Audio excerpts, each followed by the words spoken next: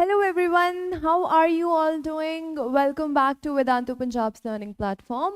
We are back with another video and as we have discussed earlier कि हम लोग पहले poetry section को complete कर रहे हैं. So I am back with another poem that is Not Marble Nor the Gilded Monuments, which is written by William Shakespeare.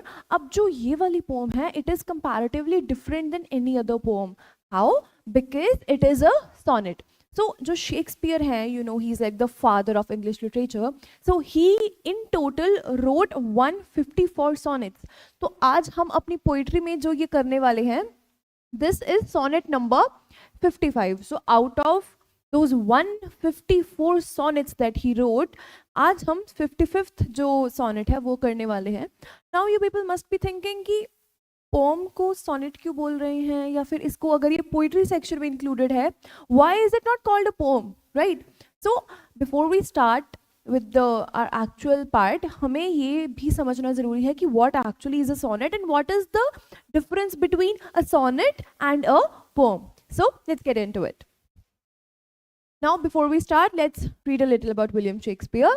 So, as you people know already, William Shakespeare was an English poet, playwright, actor, widely regarded as the greatest writer in English language and the world's greatest dramatist.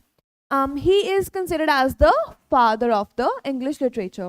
So he is known to be the most valued and well-known person of English literature, English language. Reason being, उन्होंने इस depth में चीज़ों को लिखा है that it is very difficult sometimes when you are reading the work of Shakespeare, it gets very difficult to understand. Reason being, वो इतनी depth में जाके चीज़ें लिखते थे कि हर कोई उन चीज़ों को समझ नहीं पाता. So you need very detailed explanation to understand a few verses written by William Shakespeare. Now, what is a sonnet? The main thing, a sonnet is a poetic form which originated in Italy. Now, the term sonnet is derived from the Italian word sonetto. Sonetto से जो word है sonnet उसको उठाया गया है. तो यहाँ पे sonetto का मतलब होता है छोटी सी poem. अभी sonetto is a poem, जो हमारी sonnet है वो भी एक poem है. The main difference is, जब हम कोई poem लिखते हैं तो there is no particular structure. आप it doesn't matter अगर वो लास्ट में rhyme कर रहा है या नहीं कर रहा है, it doesn't matter. कोई उसका proper एक फिक्स्ड एक स्ट्रक्चर नहीं होता है which is mandatory to followed. मतलब you are not obliged to have a rhyming scheme, या फिर ऐसा आपको कुछ पर्टिकुलर नहीं दिया होता है कि आपको फॉलो करना है. However, when you are writing a sonnet, तो you have to follow a very strict rhyme scheme. आपको वो एक proper structure follow करना पड़ता है. Another major part is जो हमारा ये है, it sticks to how many lines? 14 lines. This poem has to be of 14 lines. ये सिर्फ 14 लाइन्स में ही आपकी कंप्लीट हो जाती है. And it follows a strict rhyme scheme and specific structure. एक प्रॉपर राइम स्कीम होगी, एक प्रॉपर स्ट्रक्चर होगा जिसमें ये पोम लिखी जाएगी. So this was it about the little introduction. Now let's get into our actual words. अभी okay, quatrain क्या होता है? तो ये जो हमारी 14 लाइन्स है ना, इनको कुछ क्वार्ट्रेन्स में, कुछ कपलेट्स में डिवाइड किया गया है. So what is a quatrain? Quatrain 1 is this, जहाँ पे आपको पोम की फर्स्ट 4 लाइन्स बताई जाती हैं.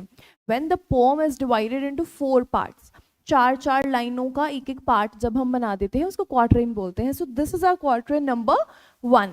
सो इसमें शेक्सपियर बोल रहे हैं, Not marble nor the gilded monuments of princes shall outlive this powerful rhyme, but you shall shine more bright in these contents than unswept stone besmirred with sluggish time. So here are some difficult words also that I have written. साथ ही में आप लोग read कर सकते हो. We'll get directly to the explanation, so आपको ये exactly समझ में आ जाएगा. तो यहाँ पे इन फर्स्ट कुछ लाइन्स में the poet says कि जो piece of poetry है, something that he has written, something which is a part of art, वो ज़्यादा टाइम तक जिएगा. मतलब rather than a monument that has been built by anyone, regardless of who has built a particular monument, उससे ज़्यादा क्या चीज़ last करेगी? Something that has been written in someone's memory, for someone's love, something that has been written, जो चीज़ आपने art की form में लिखी है वो ज़्यादा लंबी टाइम तक लास्ट करेगी. The poet says that this piece of poetry will remain alive longer than those stone statues and gold plated monuments. अब यहाँ पे marbles हैं, हमारे stones. गिल्डेड मॉन्यूमेंट्स का मतलब होता है वो वाले मॉन्यूमेंट्स जो एकदम कवर्ड विद गोल्ड, गोल्ड से प्लेटेड होते हैं. जैसे अमृतसर में जो गोल्डन टेम्पल है, इट इज़ ऑल्सो, उनके ऊपर भी तो it is also gold plated, so it is also gilded monument, it is also a gilded monument.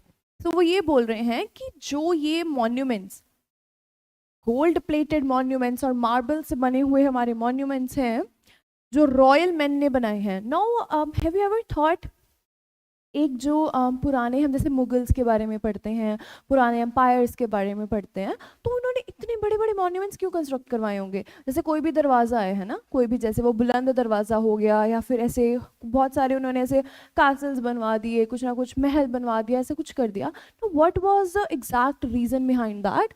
So the royal men, they used to build statues and monuments so that they become immortal, so that their name could be written in the pages of the history. Whenever people, whenever जो आगे वाली upcoming generation है, जब भी वो history को या art को पढ़ेगी, तो उनके दिमाग में ये चीज़ आएगी कि ओह ठीक है, उस राजे ने, उस महाराजे ने ये चीज़ बनवाई थी. So in order to be immortal, अमर हो जाना, इमॉर्टल इज अमर हो जाना, अमर हो जाने के लिए and to be lasting in people's memory, उन्होंने ये सब चीज़ें कंस्ट्रक्ट करवाई and are remembered by the future generation. Obviously अब देखा जाए टेक्निकली तो हम भी तो पढ़ ही रहे हैं, people still go and visit Taj Mahal, हम आज भी बहुत पुराने पुराने मॉन्यूमेंट्स देखने के लिए जाते हैं. So this was the sole purpose, ताकि वो इमॉर्टल हो जाए एंड लोग उनको बहुत बहुत टाइम तक याद करें. That was their main purpose which is served. So जो पोइट के बिलव्ड हैं, जो जिनके लिए पोइट ने ये पूरा वर्स, ये पूरी पोम जो है वो लिखी है, सोनेट लिखी है, is referred to as you here. यहाँ पे no name is mentioned, no particular gender is mentioned. William Shakespeare ने, जो हमारे पोइट हैं, उन्होंने अपने बिलव्ड को किस चीज़ से रेफर किया है यहाँ पे, you. But you shall shine, you is the poets beloved here. And वो ये बोल रहे हैं कि चीज़ें आएंगी, चीज़ें जाएंगी, मॉन्यूमेंट्स बनेंगे, मॉन्यूमेंट्स ख़त्म हो जाएंगे, कुछ ना कुछ होता रहेगा, but you my beloved, you my dear, you will shine throughout all this, you will be remembered through this powerful poetry. Now that I have mentioned you in my work of art, people will remember you for ever. आपको कभी कोई भूलेगा नहीं. मतलब monuments आएंगे, कुछ ना कुछ होगा ऐसा, कुछ मिसहैप होगी, कुछ भी होगा, एंड ये चीज़ें खत्म हो जाएंगी. But what will remain and what will last for ever is something that I have written for you. तो उस तरीके से उसने अपने आप को भी इमॉर्टल कर लिया एंड अपने बिलव्ड को भी अपने साथ इमॉर्टल करवा लिया. So he is saying that you shall be remembered through this powerful poetry. अब वो किन से उनको कंपेयर कर रहा है, अपने बिलव्ड को, मतलब उसके लिए जो उसका प्यार है ना, मतलब जो भी है, अपने जो उसकी अफेक्शन है, वो कंपेयर कर रहा है उसको स्टैचूज के साथ. कौन से स्टैचूज? जो अनस्वेप्ट हैं. अनस्वेप्ट एज एन की a stone monument which is left uncared, जिसके ऊपर मिट्टी धूल जम जाती है. Have you ever seen any videos? There is this girl on YouTube, I don't remember her name. What she does is she cleans graves of the people. जो unswept graves होती हैं वो उनको clean out करती है. तो वो graves जहाँ पे कोई visit नहीं करता, there are no flowers, nothing, they haven't been cleaned and no one visits them, तो वो unswept हो जाता है. मतलब they passed away and people have forgotten them. Their families, their friends, they are known to, they have all forgotten that particular person. तो यही बोल रहे हैं कि वो स्टैचूज जो कभी ना कभी निगलेक्ट हो जाएंगे, वेयर आउट हो जाएंगे. यहाँ पे बिस्मिर्ड का मतलब होता है टार्निश हो जाना, खराब हो जाना. जैसे होती है ना कि कोई चीज़, जैसे कोई भी मेटल है, उसके ऊपर टार्निशिंग होने लग जाती है, जंग लग जाती है, वो कोरोजन सी हो जाती है. तो वो ये बोल रहे हैं कि ये सब चीज़ें जो है ये तो खराब हो जाएंगी, ये जो है ये वेयर आउट हो जाएंगे, बिल्कुल खराब हो जाएंगे with the passage of time. तो क्या एक ऐसा एलिमेंट है जो ये बड़े बड़े मॉन्यूमेंट्स को खराब कर देगा? That is time. The reason that the time has been called sluttish here. Sluttish का मतलब होता है अनक्लीन हैबिट्स या बिहेवियर. मतलब टाइम को एक ऐसा रेफरेंस यहाँ पे कंसिडर किया गया है कि टाइम एक ऐसी चीज़ है जो धीरे धीरे करके चीज़ों को, मतलब we have known that time is suppose to heal something, but यहाँ पे टाइम को एक ऐसा रेफरेंस माना गया है कि टाइम के साथ साथ वो चीज़ें खराब हो जाएंगी. The the moment the time will pass, जैसे जैसे slowly and steadily time pass होता जाएगा, with the passage of time क्या होगा कि ये चीज़ें खराब हो जाएंगी, लोग इनको भूल जाएंगे. But on the other hand, something that I have written in the memory of someone I loved, that will remain for ever. वो चीज़ कभी ख़त्म नहीं होगी, उसको कभी कोई नहीं भूलेगा. सो यहाँ पे स्लटिश टाइम का मतलब ये है कि कोई ऐसी चीज़, मतलब टाइम एज एक ऐसा एलिमेंट कंसिडर किया गया है जो चीज़ों को खराब कर देगा धीरे धीरे. वो बहुत ही परफेक्शन के साथ कोई चीज़ जो बनी है उसको भी वो विद टाइम ग्रेजुअली खराब हो जाएगी. So the poet says the poetry will remain shining and fresh as ever. Even जब वो स्टैचूज निगलेक्टेड हो जाएंगे, उनके ऊपर कोई नहीं आएगा, वो वेयर आउट हो जाएंगे, खराब हो जाएंगे, टार्निश हो जाएंगे, and due to the sluggish time, with the passage of time, still the poetry will remain shining and fresh as ever. Through the poetry, the poet's beloved will also shine for all the times to come. तो अभी सिर्फ उतने time के लिए नहीं poet की beloved shine कर रहे हैं. The poets beloved will shine जितना टाइम तक कि आगे ज़माने आने वाले हैं, up till the last generation that will see the earth. तो वो सब पोइट के बिलव्ड को याद करेंगे. Then next we have our quatrain number 2. अब इसमें जैसे पुराने उसमें क्वार्ट्रेन नंबर 1 में they have mentioned about more of the importance of time. वहाँ पे टाइम एक ऐसा एलिमेंट है. यहाँ पे दे हैव मेंशन्ड कि कौन कौन सी चीज़ें हैं जो चीज़ें खराब कर देती है ना. जैसे when wasteful war shall statues overturn and broils root out the work of masonry, nor Mars his word, nor war's quick fire shall burn the living record of your memory. तो अब वो यहाँ पे बोलने की ट्राई कर रहा है. पोइट हमें यहाँ ये बता रहा है कि जो वॉर्स हैं, यहाँ पे उसने वेस्टफुल वॉर बोला है. जो वॉर्स हैं they are totally a wastage of everything. Wars are wasteful as they destroys the statues which were built by the royal men and undo the skilled work of masons. जो masons है वो बहुत ही एक they are very skilled.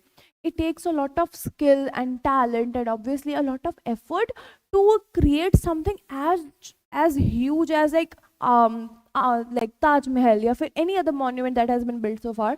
So उन चीज़ों को construct करने के लिए वो मेजन्स का कितना ज़्यादा हार्ड वर्क लगा होगा. अब वो सारे वर्क को अंडू कर देना, ख़त्म कर देना, बिल्कुल ही रूइंस में चेंज कर देना. Who does that? That is the work of wars. तो वो सारा काम जो खराब है वो कौन कर देता है? Wars. Wars are meant to destroy everything that has been created regardless of, मतलब वो चीज़ किसने कंस्ट्रक्ट करवाई है, किसने बिल्ड करवाई है. Wars are a symbol of destructions. Wars जो है दे कॉज डिस्ट्रक्शन, वो डिस्ट्रक्शन अपने साथ लेके आती हैं. तो वो ये बोल रहा है कि वो जो भी मेजन्स का वर्क है, ब्रॉयल रूट का मतलब है, ब्रॉयल का मतलब होता है डिस्टर्बेंसेस. तो यहाँ पे दो चीज़ें हैं. Number 1 is war. एक तो वॉर्स हैं, दूसरी डिस्टर्बेंसेस जो इंटरनली डिस्टर्बेंसेस वगैरह क्रिएट होती हैं, है ना. अब ना पे डिस्टर्बेंस अर्थक्वेक नहीं है, डिस्टर्बेंसेस एज इन जो भी प्रॉब्लम्स क्रिएट हो रही है ना. तो वॉर की वजह से, वॉर में जो भी डिस्ट्रक्शंस होती हैं वो चीज़ें. And they work of masonry, मतलब जो मेजन्स ने मॉन्यूमेंट्स वगैरह बनाए हैं. तो वो ये अब बोल रहा है कि वॉर की वजह से इन सब चीज़ों में डिस्टर्बेंस होती है. जो बिल्कुल बेसिक एक चीज़ चलती आ रही होती है वहाँ पे कुछ ना कुछ डिस्टर्बेंस क्रिएट हो जाती है.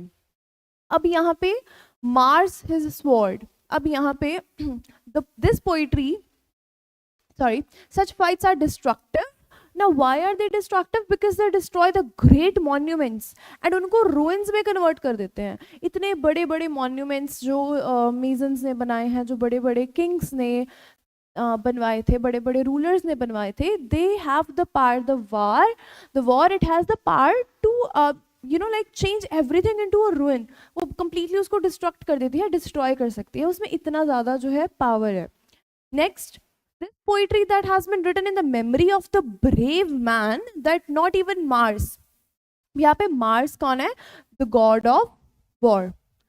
जो हम जैसे एसोसिएट करते हैं ना अलग अलग भगवान को अलग अलग कैटेगरी के साथ, जैसे सरस्वती माता होते हैं, वो पढ़ाई के लिए उनको माना जाता है, लक्ष्मी माता को माना जाता है for the money and prosperity. Similarly Vishnu भगवान होते हैं जो है ना, उनको हम पानी और इन सब चीज़ों से, I am so sorry if I am saying it wrong, but मतलब हम अलग अलग चीज़ों से एसोसिएट करवाते हैं उनको, राइट। तो सिमिलरली जो मार्स हैं, he is known to be the god of Wars.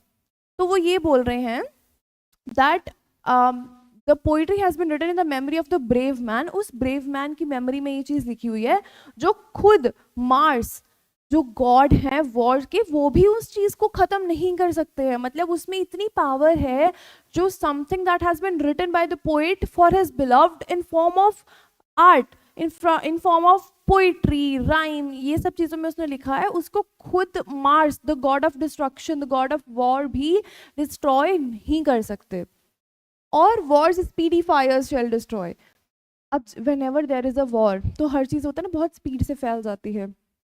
अब जैसे you must have seen the case of Amazon forest fires, है ना, तो वो यहाँ एक जगह पे फायर स्टार्टेड एंड वो बहुत जगह, पूरी जगह पे फैल गई। तो वही वो बोल रहे हैं कि चाहे वो चीज़ें, वो स्पीडी फायर इधर उधर जहाँ पे भी फैल जाती है, कुछ भी ऐसा एलिमेंट नहीं है जो यहाँ पे आकर के उसकी जो उसने अपने बिलव्ड के लिए लिख दिया है, जो आर्ट उसने क्रिएट कर दी है, उसको ख़त्म कर दे।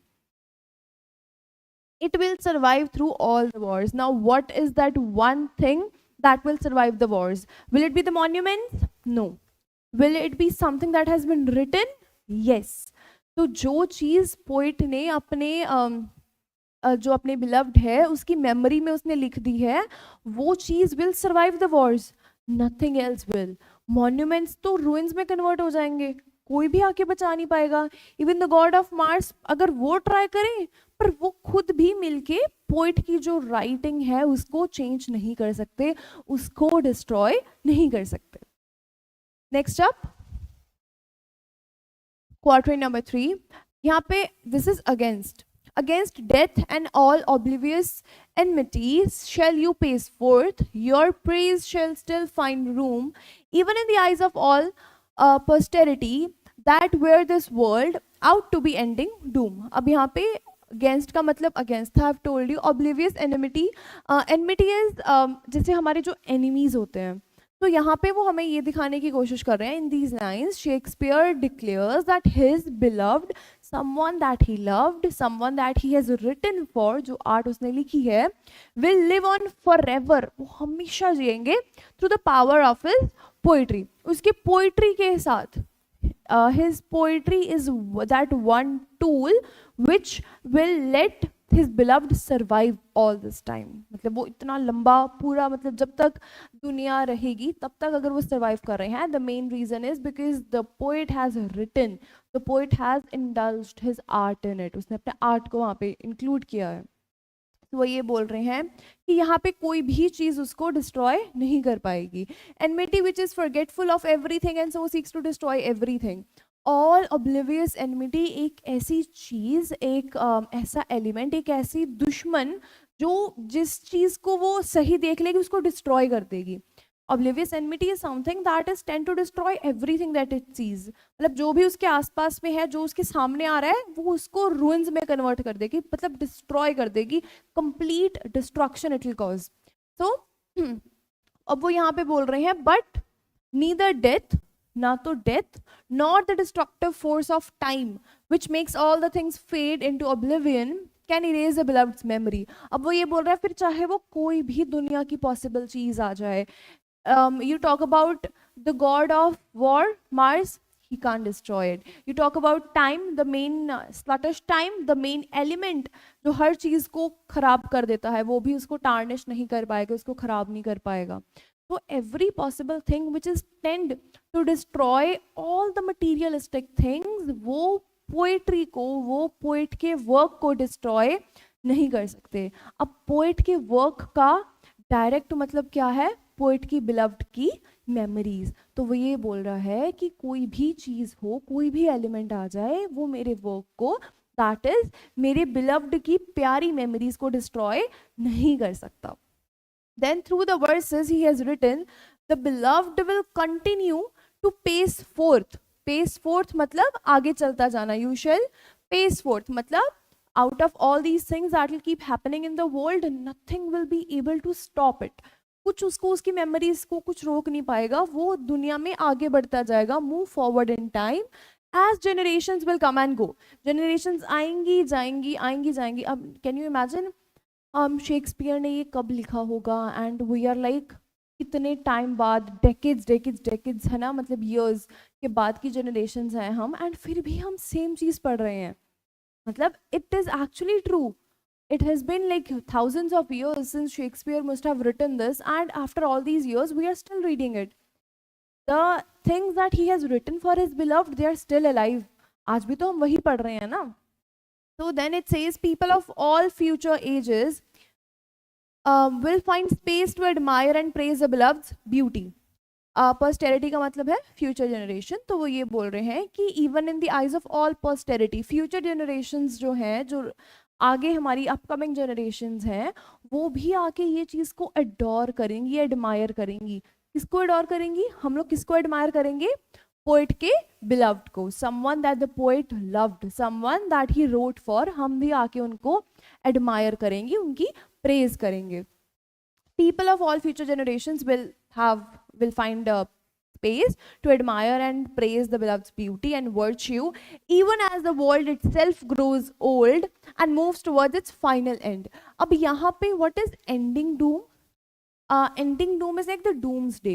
Doomsday is the final day. जब हम बोलते हैं when the day will come, when actually भगवान नीचे आएंगे, and that will be the day when he will have a checklist of all the evil things we did, of all the goods and of all the bads that we have done. किसने कितनी अच्छी और बुरी deeds करी हैं, he will have the record of everything. तो हम बोलते हैं ना कि डेथ से पहले जब यमराज आएंगे तो he will have a checklist of all those things. So that is what doomsday is. The day on which the last judgment will occur. जब लास्ट में लास्ट डे होगा अर्थ पे, एंड जजमेंट आएगी, मतलब देखा जाएगा कि कौन किसने कितने अच्छे काम किए, किसने कितने बुरे काम किए. तो ही सेज कि जो वर्ल्ड है वो बूढ़ा होता जाएगा, the world will grow old and move towards it's final and, and अपने लास्ट दिन तक पहुंच जाएगा. The last day is the doomsday, that is the ending Doom. So यहाँ ये वाला quatrain was very important because you have to make sure that it is there in your mind कि last day, till the last day, last judgment day तक भी कौन alive रहेगा? The memories of the poets beloved. And who will survive everything? जो भी destructions होंगी, जो भी calamity होगी, कुछ भी होगी, who will survive that? The poets beloved. Last quatrain जो हमारा था, that is a couplet. Now couplet is 2 lines. Couplet किसको बोलते हैं? 2 लाइन्स के वर्स को कपलेट बोल देते हैं, जिसमें भी again it has a very strict rhyming. जैसे यहाँ पे you will see arise and eyes, जो लास्ट के 2 वर्ड्स होंगे they have to be rhyming, and it is of 2 lines. It is just of 2 lines, right? तो अब यहाँ पे वो क्या बोल रहा है? So till the judgment that yourself arise, you live in this and dwell in lovers' eyes. Now this is very important. यहाँ पे poet बता रहा है, finally the poet declares that the beloved will remain alive in his poem until the judgment day. Until the judgment day, why? मतलब उसने अपने आप से ही एक ending बता दी. Judgment day पे ऐसा क्या होगा? When the dead will arise out of their graves. जो जैसे zombies होते हैं वो उठ जाते हैं अपनी ग्रेव से. तो it is said that on the last day of judgement, जब खुद भगवान जो है वो नीचे आएंगे, उस दिन people will actually come out of their Graves.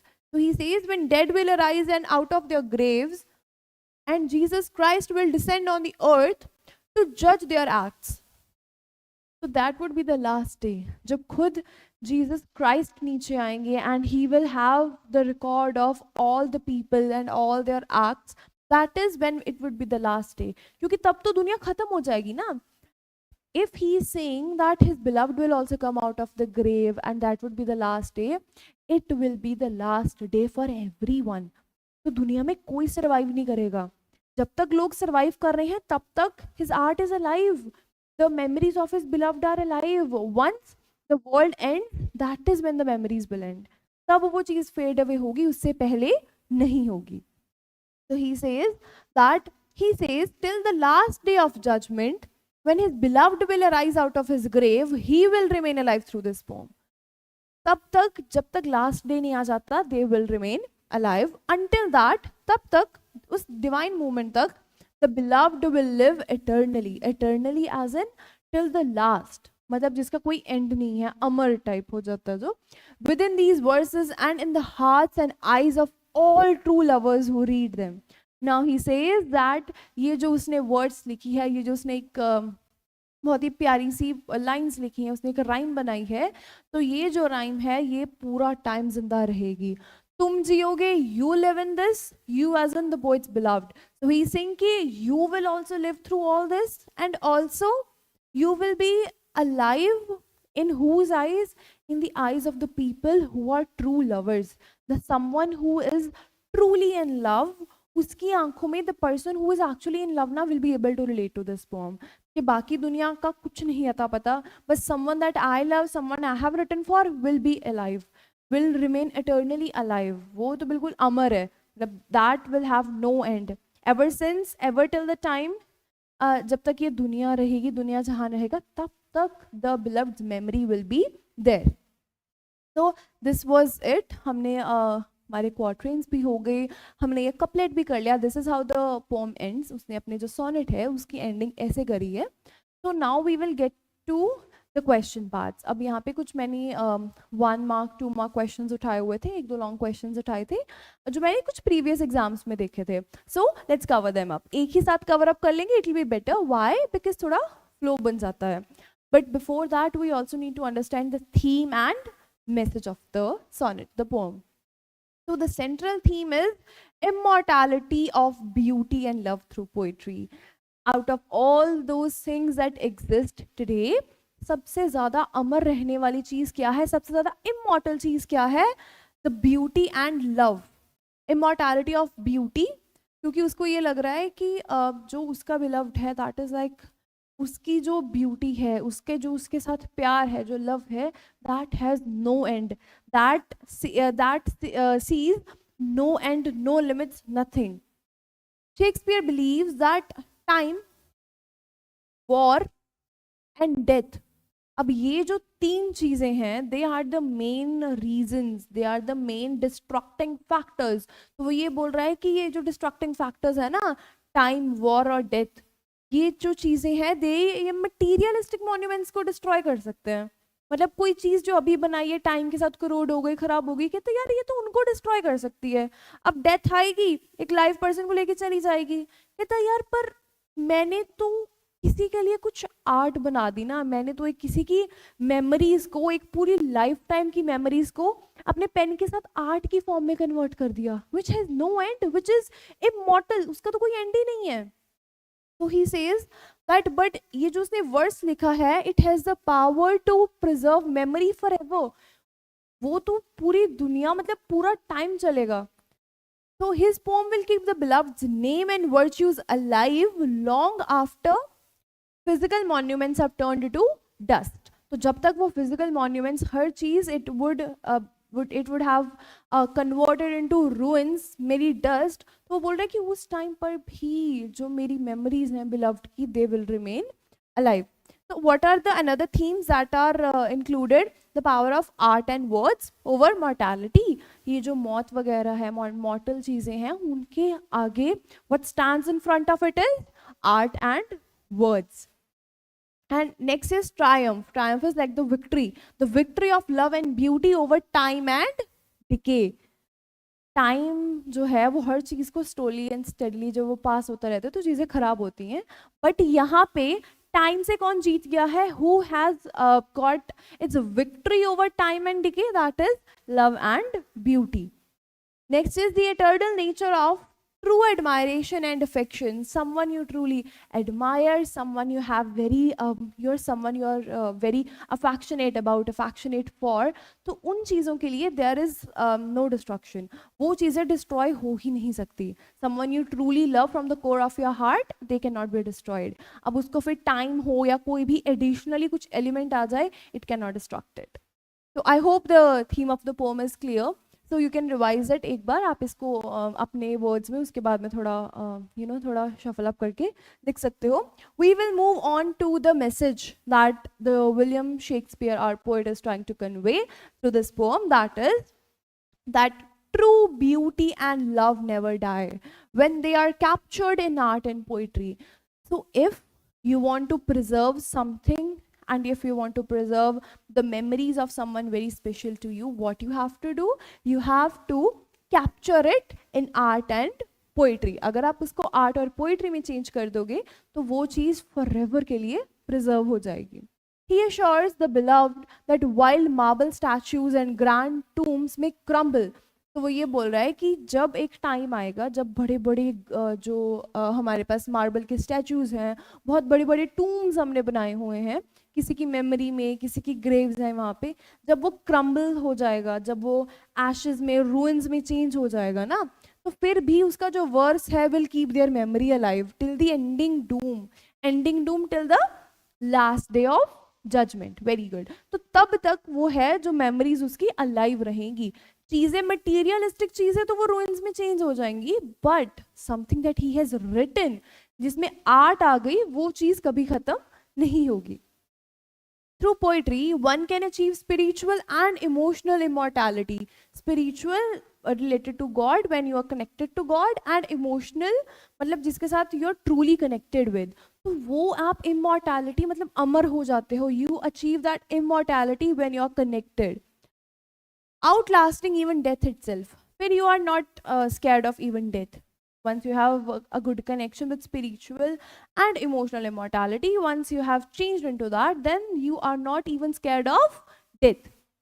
In essence, the poem reminds us that art and love are timeless forces that can conquer oblivion. So ये एक ऐसी forces हैं जो दुनिया के हर evil के आगे आपको save कर लेती हैं. ये चीजें कोई भी डिस्ट्रॉय नहीं कर सकता. Once you have attend that, once there is art and love, they are the timeless factors that can not be destructed and destroyed. So I hope the message, the theme, and all the 14 lines of the poem are clear to you. Now we will move on to the question part. The reason that I have included everything in one video is because आपने अभी वो सारी explanation पढ़ी, साथ के साथ आपने message और theme कर लिया, साथ ही में आपने questions कर लिए, तो आपका एक flow बन गया और एक ही flow में आपका पूरा poem complete हो गया. So isn't it like the advantage for you people? So okay, coming to the questions. What will outlive marble and gilded monuments? ऐसी क्या चीज है जो marbles और monuments को भी outlive करेगी, उनसे भी ज्यादा लंबे टाइम तक जी लेगी? That is the poet's verse, उसकी powerful rhyme, right? उसने यही बोला था ना that ये जो materialistic चीजें हैं, they will be and they can be converted into ruins. What will remain forever? That is his powerful verse, his rhyme. What does time's waste? Time का वेस्ट क्या है? The destruction which is caused by the passage of time. हम क्या बोलते हैं that the time is suppose to heal whenever there is a wound. कुछ भी, फिर वो वुंड सिर्फ मैं फिजिकली नहीं बोल रही हूँ, वो इमोशनल वुंड भी हो सकता है व्हेनेवर देयर इज समथिंग. तो if something happens, if there is a traumatising event, with the passage of time ना वो चीज़ ठीक हो जाती है, कवर हो जाती है, हील हो जाती है.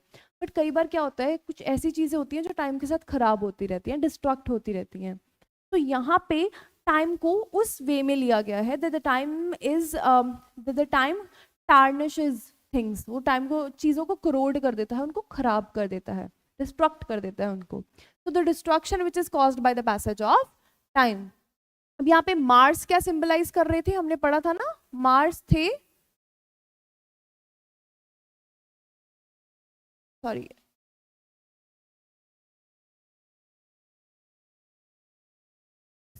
जो मार्स हैं वो किसके भगवान हैं?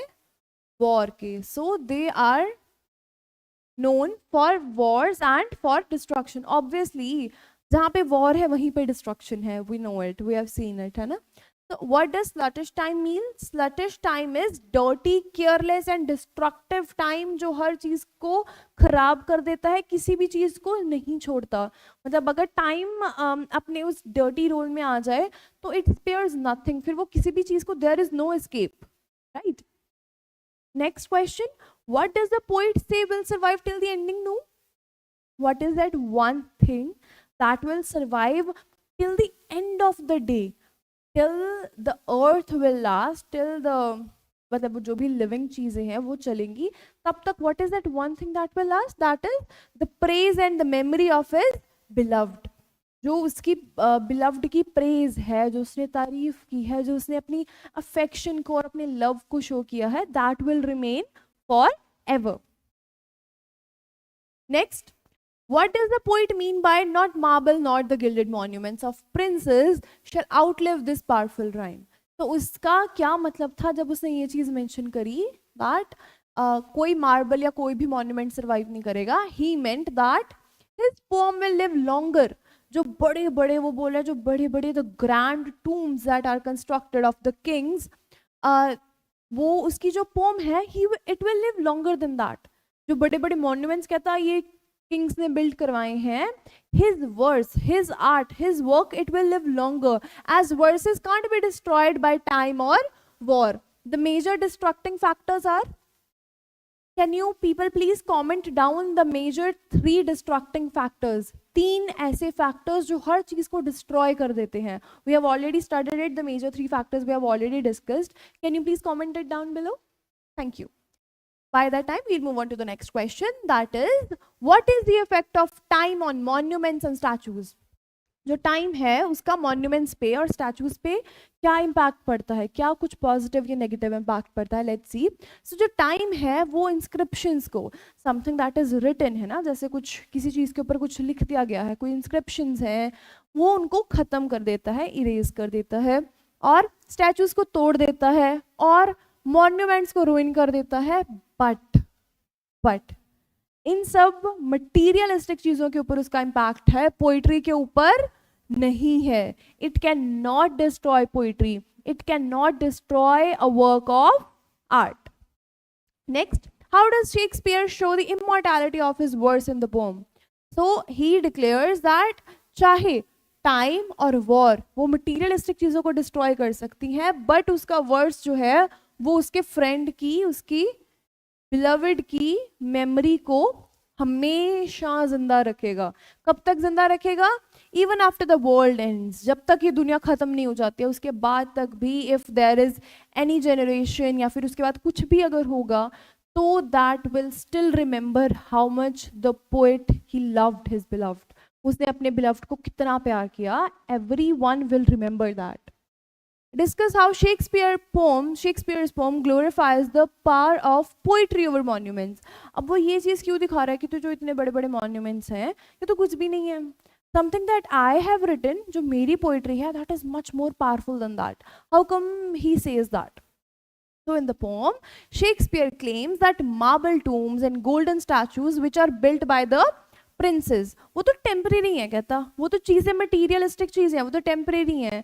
जब जैसे जैसे टाइम है, डिके है, वॉर है, जैसे जैसे ये चीज़ें अपनी एक्ट करना स्टार्ट कर देंगी ना, टाइम बीतेगा, चीज़ें खराब होंगी, टार्निश होंगी, डिके होंगी, या बाय चांस कोई वॉर हो गई तो वो अपेरेंटली वो चीज़ें खत्म हो जाएंगी, डिस्ट्रक्ट हो जाएंगी, कंप्लीट डिस्ट्रक्शन हो जाएगी, बोल रहा है वहाँ पे. हाउएवर, पर जो उसका पोएटिक वर्स है, something that he has written is eternal, वो तो हमेशा जिंदा रहेगा. It will keep the memory and praise of his beloved alive for ever. ये जो उसने कुछ चीजें लिख दी हैं अपने बिलव्ड के लिए, ये तो हमेशा जिंदा रहेंगी. The poet personifies time and war here. अब वो उनको टाइम को और वॉर को पर्सोनिफाई कर रहा है. He is comparing them to a live person, to an actual person, and वो ये बोल रहा है कि ये कितने डिस्ट्रक्टिव नेचर के हैं, इनका नेचर कैसा डिस्ट्रक्टिव है. मतलब he tends to tell us that how they are very destructing. वो जहाँ पे जाते हैं अपने साथ डिस्ट्रक्शन लेके जाते हैं, है ना. तो he says but asserts that his powerful rhyme will survive all such destruction. अब वो यहाँ पे उनकी टॉक्सिसिटी और उनके नेचर के बारे में, डिस्ट्रक्टिव नेचर के बारे में मेंशन करने के बाद फिर वो एक छोटी सी चीज़ ये भी मेंशन कर रहा है दैट मुझे क्या, जो मैंने लिख दिया है, something that I have written, जो मेरा वर्क है, जो मेरा आर्ट है, वो तो इन चीज़ों को सर्वाइव कर ही लेगा आराम से. डजंट मैटर, वो तो सर्वाइव करेगा. Thus, Shakespeare, he glorifies the everlasting power of art and poetry over the materialistic monuments. तो वो इसीलिए बोलता है that they are much more long lasting. Next, describe how the monuments and statues brave the ravages of time. The braves have built, वो उनके बारे में बोल रहे हैं. Now यहाँ पे I guess we need to add something over here.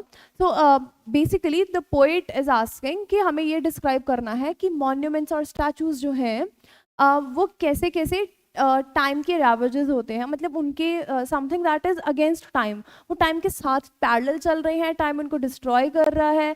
Is time there friend और फो? So statues are made up of strong metals or stones, and they are covered with gold to decorate them and to make them look very attractive and very splendid. बहुत ही प्यारा उनको दिखाने के लिए. The only reason that they have been gilded, covered with gold, is to make them more attractive. So he says उसी तरीके से monuments जो है वो भी marbles के बने हुए हैं. They are designed and polished in such a way that they can protect them for a long time. अब जब वो बोलते हैं ना द मार्बल, जिसके साथ वो जो मार्बल के साथ जो आपका ताजमहल बना हुआ है, that marble is very expensive and it is meant to protect the Taj Mahal for a really long period of time. तभी तो वो बहुत जल्दी करोड़ नहीं हो रहा, आज चाहे थोड़ा बहुत स्टार्ट हो गया होगा, बट वो इस मटेरियल से बना हुआ था ताकि वो चीज़ें जल्दी डिस्ट्रॉय ना हो. तो इतने स्ट्रॉन्ग मार्बल से उन्होंने बनाया था. तो इसलिए वो बोल रहा है कि जो स्टैचूज़ हैं और मॉन्यूमेंट्स हैं, they are protected to brave the ravages of time. ताकि हमें यही दिखाया गया है कि time is their foe, वो उनकी enemy है और उनसे अपने आप को बचाने के लिए they have created themselves in such a way कि उनका नुकसान ना हो. They do not get corroded easily by wind, rain or sunshine. तो कोई भी जो natural factor है वो उनको ज़्यादा affect नहीं करता. Next, what purpose do the statues and monuments serve? A man wants to survive after his death in the form of a statue or a monument. अब जैसे शाहजहां ने मुमताज़ महल के लिए वो क्यों बनवाया? That once she has passed away, तो लोगों को उसके beloved की वो memory सारी उम्र याद रहे, कि वो चीज़ दिखे. Now we people consider it as a symbol of love, a symbol of pure and true love, कि उसने अपनी beloved की memory में ये चीज़ लिख दी है ना. तो वही जो किंग्स हैं उस टाइम वही सोचते थे कि अगर हम अपना स्टैचू बनवा लेंगे, अपना कुछ मॉन्यूमेंट कंस्ट्रक्ट करवा लेंगे, तो people will remember us forever. The rich and powerful people believe that the future generations would remember them. How? By these statues and monuments. Hence, they are built by some people who keep their memories alive for future generations. तो इसीलिए वो लोग बनवाते हैं ताकि उनकी memories जो हैं वो आगे आगे कमिंग जनरेशंस को याद रहें. Explain, this is important. Against death and all oblivious enmity, the poet says कि कोई भी एनिमी जो है उसको सक्सेस नहीं मिलेगा अपने बिलव्ड के ऊपर. मतलब there is no one who can win over his beloved, who can win over the memories and the true love that he had for his beloved. जो डेथ और टाइम है, they forget everything and they seek to destroy everything. Time and death वो किसी को नहीं छोड़ते. There is no escape from time and from death. However, but उसका जो दोस्त है, उसका जो बिलव्ड है, he has escaped it. It's like escaping the matrix. उसने मैट्रिक्स एस्केप कर दिया. How? Because in the by taking the help of art. उसने आर्ट की हेल्प ली, अपनी फीलिंग्स को, अपनी अफेक्शन को उसमें आर्ट में चेंज करके he has kept it immortal. उसने उसको इमॉर्टल में चेंज कर दिया. Next, why does the poet refer to time as being sluttish? Now again this is very important. The poet refers to time as being sluttish क्योंकि एकदम से change कर देता है. जो टाइम है वो एकदम से अनएक्सपेक्टेड चेंजेस लेके आता है. Sometimes it's good, sometimes it's bad. तो वो टाइम का लाया हुआ change could be positive also and could be negative also. So he says its habits and behavior are unpredictable. कुछ नहीं पता कब अच्छा हो रहा है कब बुरा हो रहा है. कुछ भी उसमें जो चेंजेस लेके आ रहा है टाइम, वो अनप्रिडिक्टेबल है. we just don't know कि आगे क्या होगा, नेक्स्ट मोमेंट क्या होना है, we just don't know it. It turns favorite circumstances into adverse circumstances. कोई बहुत ही अच्छी भली चलती हुई चीज़ को भी favorite to adverse, एक ऐसे terrible situation में circumstance में convert कर देता है जिसका हम लोग idea भी नहीं लगा सकते. So then he says it neither waits nor cares for anyone. Time को किसी की कोई परवाह नहीं है. Time never stops for anyone. And उसको ये नहीं लगता कि यार इसके अच्छे दिन चल रहे हैं, अच्छे दिन चलने दो, रहने देते हैं, कुछ नहीं करते हैं. Time doesn't care for anyone. It spares no one, किसी को नहीं छोड़ता. Nobody can understand its changing mood, so hence time is considered as sluggish. Time किसी की बात नहीं सुनता, so time is considered as sluggish. Now sluggish here is actually someone जो वो हमारी कोई बात नहीं सुन रहा है and out of the way जाके चीजें करता है. Next, describe how the poetry will survive all wars and destruction. So जो poet है, he has a lot of faith in the power of poetry. उसको पोइट्री की पावर में इतना ज़्यादा विश्वास है that he mentioned that even the god of war जो मार्स हैं वो भी आके उसको डिस्ट्रॉय नहीं कर सकते. He expresses his sorrow कि how destructive conflicts destroy magnificent sculptures and reduce them to insignificance. कि वो कैसे इतने बढ़िया, इतने सुंदर सुंदर sculptures हैं, उनको insignificance मतलब ना के बराबर चीज़ों में हम खत्म कर देते हैं. In addition, he is saddened to learn that even significant conflicts, particularly those that arise during a war, particularly वो चीज़ें, वो destruction जो एक वॉर के द्वारा स्टार्ट होती है, दे डेविस्टेट मैग्निफिसेंट वर्क्स ऑफ आर्किटेक्चर. अब होता क्या है, whenever there is a bomb blast or whenever there is a war, तो वो ये थोड़े ना देखते हैं कि नहीं यार ये तो बड़ा प्यारा घर है यार, इसको छोड़ देते हैं, यहाँ पे बॉम्ब नहीं लगाना या फिर यहाँ पे कुछ नहीं करना, इस घर को नहीं उड़ाना. They don't care about that. तो ये वो जो मैग्निफिकेंट चीज़ें हैं, मैग्निफिसेंट वर्क ऑफ आर्किटेक्ट है, उसको भी ख़त्म कर देते हैं. They don't care about that. He is also pleased to say that the words in which he has exalted his dear friend cannot be ruined by the hostilities that Mars and his followers have instigated. तो वो ये बोल रहा है यहाँ पे that the words, he is also pleased, उसको ये चीज़ बोलने में बहुत खुशी हो रही है that जो उसने अपने dear friend के लिए कर दिया है, something that he has done for his dearest friend, something that he some time and effort that he has denoted for his dearest friend, वो तो मार्स की hostilities या फिर उसकी चीज़ों जो मार्स है वो कोई भी एक्शन लेगा या फिर वो एक्चुअल में अपने डिस्ट्रक्टिव नेचर पे आके दिखाएगा, स्टिल वो चीज़ें डिस्ट्रॉय नहीं हो सकती. So no one has the power to destroy anything which is related to his beloved. Why? क्योंकि उसने उसको आर्ट की फॉर्म में चेंज कर दिया. You live in this and dwell in lovers eye. अब वो अपने लवर्स की आई में ड्वेल कैसे हो सकता है, कैसे डूब सकता है? He can dwell in lovers eye by living in the memory of his admirers. Now we are the people who will keep him alive, who will keep the memories alive. क्यों? क्योंकि we are the people who have the true love for anyone, for someone or for anyone.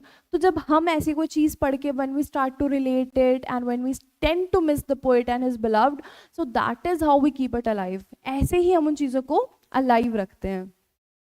He will be immortalized in the verses of the poet. तो वो फिर अमर हो जाता है, immortal हो जाता है.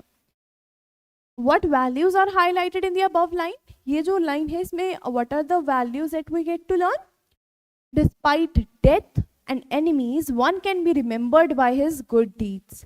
अब यहाँ पे सिर्फ वो ये बोल रहा है कि अगर डेथ और कुछ ऐसी एनिमीज भी हैं हमारी, still if we have done some good deeds, still if you are a good person, you will be remembered for ever. Beautiful words may make one eternal, not sculptures and not monuments. It's not the monuments, it's not the big sculptures, the big statues that make one immortal. अगर आपको actual में कोई चीज़ eternally रखनी है तो what is that? It's someone's beautiful words for you. Now अगर किसी ने किसी की तारीफ में 4 वर्ड्स लिख दिए या फिर कुछ ऐसी शायरी वगैरह कर दी, जैसे गुलजार हैं, पुरानी है ना, हमारे बहुत सारे पोइट्स हैं, so things and the shayari that the words that they have written for their beloved, अब उनके जाने के बाद भी हम उनके बिलव्ड के बारे में सोच के बोलते हैं यार कितने सुंदर होंगे ना वो जिसके बारे में, या कितने अच्छे होंगे वो जिनके बारे में किसी ने इतना सुंदर सुंदर कुछ लिख दिया. So that is what the poet is trying to say here, that beautiful words make one eternal. Pen has a great power than both time and sword. Sword here is for war. कि मतलब तलवार war के साथ relate करवाया गया है यहाँ पे. Nobody makes himself eternal by wealth and power. तो अगर आपको अपने आप को अमर करना है, इटर्नल करना है, it's not about the wealth and power, but anybody may be remembered by impacting people's heart. All you need to do is make a good positive impact on anyone's heart. अगर आपने किसी का दिल जीत रखा है, if you have made a good positive impact, if you have done something good for anyone, that is how you will be remembered. Your kindness is something that is remembered forever. It's not your money, it's not your wealth, it's not what you vote to that particular function or anything. It's about how kind you were to someone. It's your kindness, right? Next. But you shall shine more bright in these contents. Now, what does he mean by this? You know what is you here? You is the poet's beloved. So here the poet addresses his friend or beloved. वो उनको ये बोल रहा है. He assures that she would survive in his poem after her death. उसकी death के बाद भी उसकी पोम, उसके वर्ड्स जो कि इमॉर्टल हैं, वो उनमें इमॉर्टल हो जाएगी, उनमें जिंदा रहेगी हमेशा. He describes that neither marble, ना तो मार्बल, ना तो गोल्ड प्लेटेड मॉन्यूमेंट्स जो प्रिंसेस ने बनाए हैं, वो उनसे ज़्यादा वो सर्वाइव नहीं करेंगे, बट उसकी जो स्ट्रॉन्ग शॉर्ट पोम है वो सर्वाइव करेगी. There is no one, no particular monument, nothing materialistic that will survive longer than the verses that are written for the poet's beloved. He further says that the name of his beloved will shine more bright in these verses than that of the dust-covered gravestones, ravaged, मतलब खराब हो जाना by the time. So think about it. There is a poetry written on a piece of paper, and एक person ने उस paper को preserve किया, आगे से आगे जनरेशंस वो पढ़ रही हैं, है ना? तो हमें वर्बली वो चीज़ याद हो रही है. You will watch this video once, you will think about it once, and it will be there in your mind forever. तो आपको उसको बार बार चेरिश करने की ज़रूरत पड़े या ना पड़े. बट थिंक अबाउट समवन, किसी ने बहुत बड़ा एक टूम बनवाया, उसमें उसने अपनी ग्रेव बनवाई, पर वो ग्रेव स्टोन के ऊपर कोई आ ही नहीं रहा. It is covered with dust, it is unswept, वहाँ पे कोई नहीं आता, नो फ्लवर्स, नथिंग. तो वो ये बोल रहा है कि ये बड़ी बड़ी चीज़ें are still pointless, they are useless. जो बड़े बड़े किंग्स ने ये चीज़ें बनवाई हैं, they are of no use. मतलब इनकी सिग्निफिकेंस मेरी बिलव्ड की मेमोरी की सिग्निफिकेंस के साथ आप कंपेयर करके देखो ना, कौन ज़्यादा आपको एटर्नल और इमॉर्टल साउंड कर रहा है. You know it. So he says, he shows his faith in his verse and expresses कि मार्बल मॉन्यूमेंट्स और जो गिल्डेड मॉन्यूमेंट्स हैं वो पोइट के जो फ्रेंड हैं उनको इमॉर्टैलिटी प्रोवाइड नहीं कर सकते. They do not have the power to make someone immortal. इतने बड़े बड़े monuments, they don't have the power to make it immortal. That जो वो काम इतने बड़े बड़े monument नहीं कर पाए जो poet के verses कर देंगे. Something जो पेन में पार है वो बड़े बड़े monuments में भी नहीं है. That is like the main conclusion of it.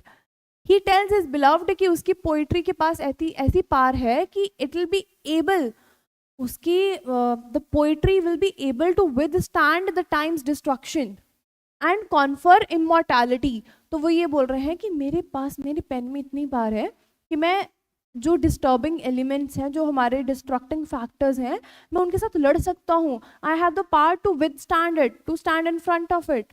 The poet knows that time would root out everything completely, कि टाइम सब चीज़ों को खराब कर देगा, but her sweet memories would keep on living forever in the hearts of future generations. Why?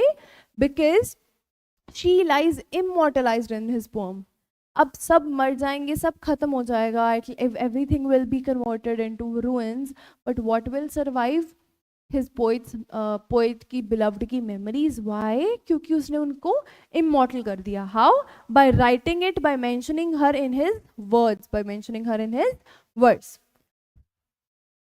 So this was it about today's video. We have covered up sonnet 55, that is not marbles, not the gilded monuments, which was written by William Shakespeare. I hope it is clear to you people. you still have to answer me वो तीन elements कौन से थे, although I have just mentioned them right now, still I just want to check how actively you people were listening to me, so you need to comment it down below. And I got a few comments in my last video about this particular drama, that is Julius Caesar, so probably the next video will be in that, on that, and there were certain acts. Basically that play is divided into certain acts, act 1 scene 1, act 2 scene 2, ऐसे divide हो रखे हैं, and it's very like it's a huge play, very lengthy. So what I will do is I'll try to convert it into parts. मैं उसको छोटे छोटे parts में I'll break it and I'll upload the video one by one. So please subscribe to our channel if you haven't. We will be back with another video soon. Thank you.